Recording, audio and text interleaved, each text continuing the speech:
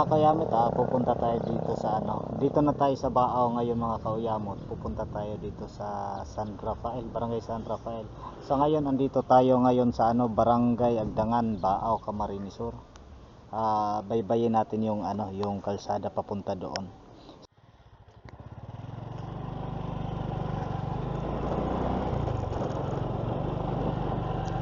Medyo maulan-ulan ngayon.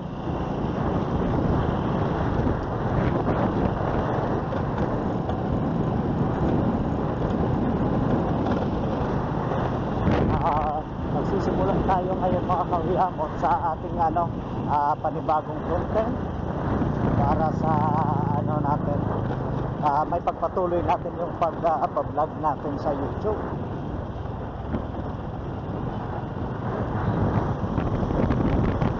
Para magiging tuloy-tuloy ang natin. At kaso nga lang, maulan ang panahon. Kaya medyo natagalan tayo. Dapat kanina pa tayo dito mga kauyamot kasi first day natin na maggawa ng content na kakaiba. Bawat barangay, bawat zona ng barangay pupuntahan natin. Kaya mga kauyamot, dito tayo. Hindi pa natin alam kung anong barangay na to, pero siguro upland pa to ng Agdangan.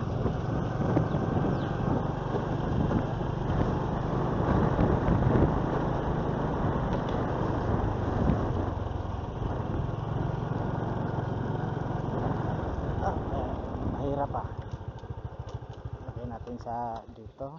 Ay, walang malagyan dito sa natin.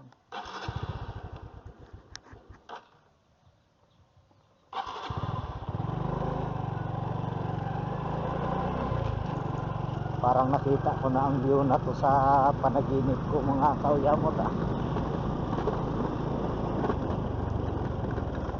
Tanong tayo dito.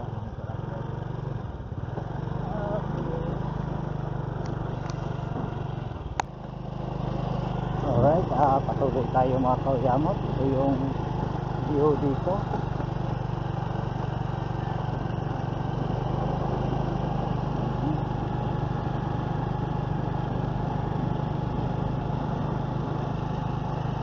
Papunta tayong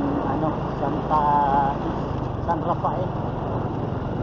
Natanong natin pa pala tayo, Agdangan, Agdangan. Tapos sa unahan daw nito, Agdangan pa rin, pero Kakatagan. Yan, medyo mahirap yung daan.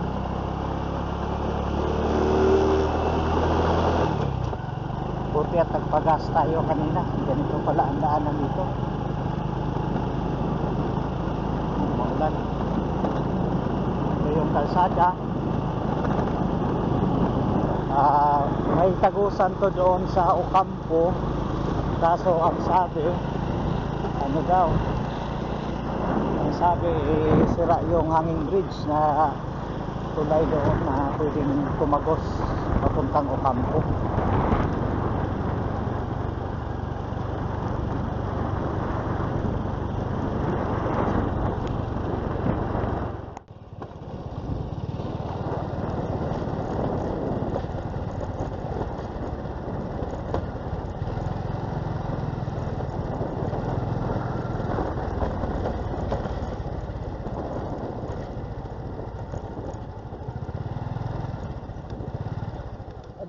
Boss, diretso lang to papunta sa sa San Rafael.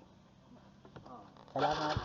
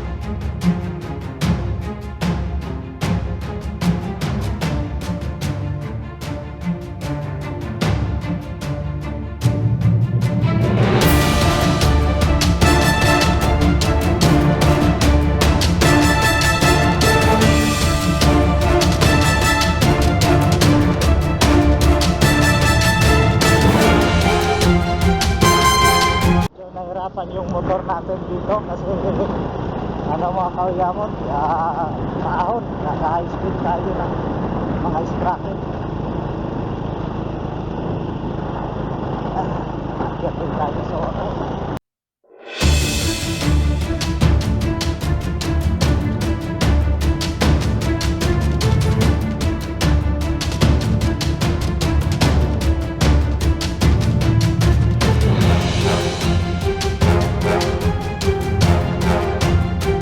Malamig na nga dito mga kauyamot. Pero ang ganda ng view. Para tayong nasa New Zealand. Pero sakop pa to ng ano mga kauyamot ha, Agdangan. Ganito kalawak ang barangay Agdangan.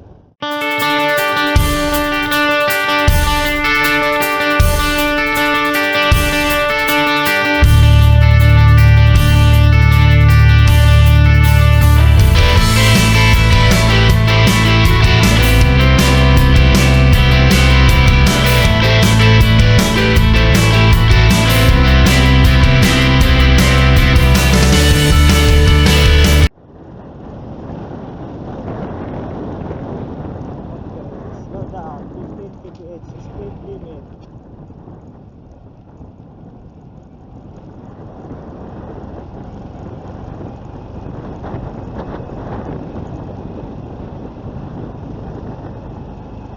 Pero biruin mo mga kauyamot, ano siya, talagang maganda. Flood prone area. Flood prone area.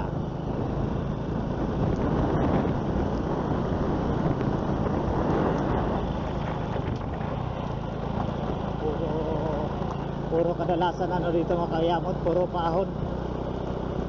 Speed limit 15 kph.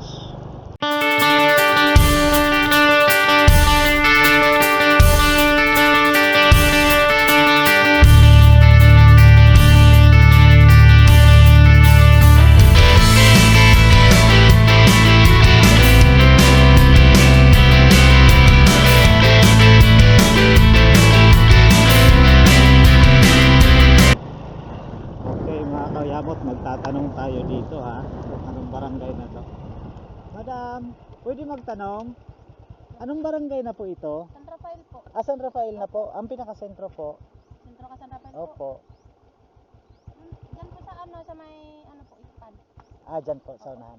Bakit? Wala lang po. Kami kayo pa San Rafael. Iya. Malayo pa lalakarin nyo? Doon pa lang yun. Diba, ano yan? Sorry.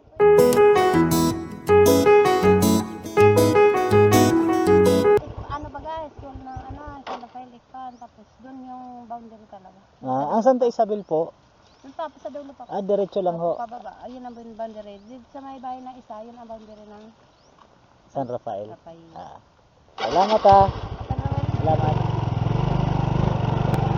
Ito malayo pa pala mga kauyamot. Pero at least maganda ang lugar nila dito. Para tayong nasa Baguio.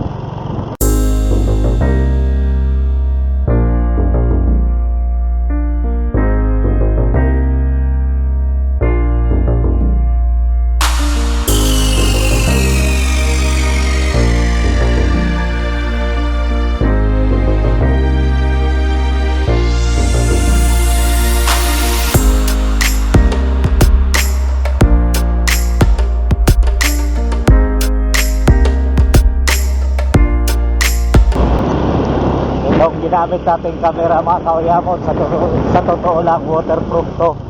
Pagpasok ng tubig di na makalabas.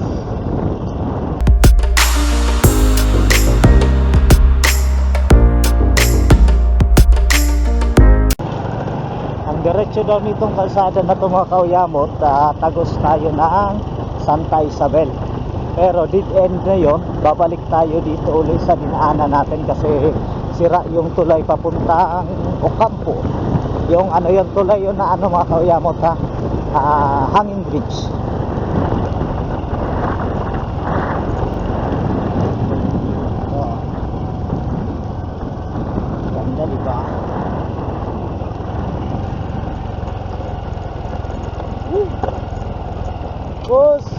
Magandang araw po. Saan po ang papuntang sentro ng San Rafael po? Sentro, Opo. Ito na po ang barangay hall. ay, saan? Dyan lang po. Oh, sa taas.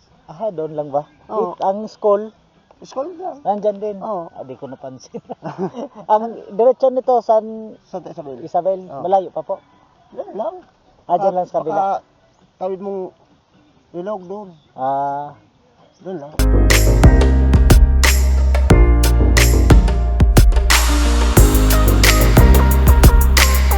Dito muna ako Santa Isabel. Salamat. Ito yung view dito mga kauyamon. Yan oh. Parang tayo nasa ibang bansa. Basa na tayo. Unahin na lang natin ang Santa Isabel. Punta tayo sa Santa Isabel.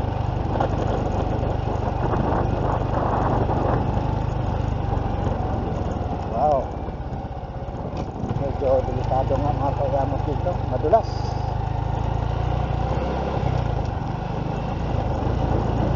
Ito yung spillway nila dito. Yan. Sana hindi bumaha.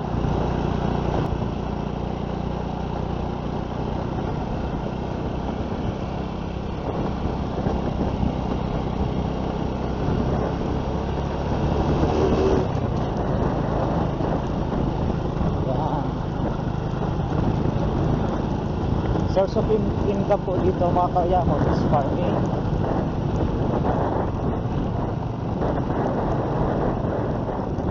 Ganda dito.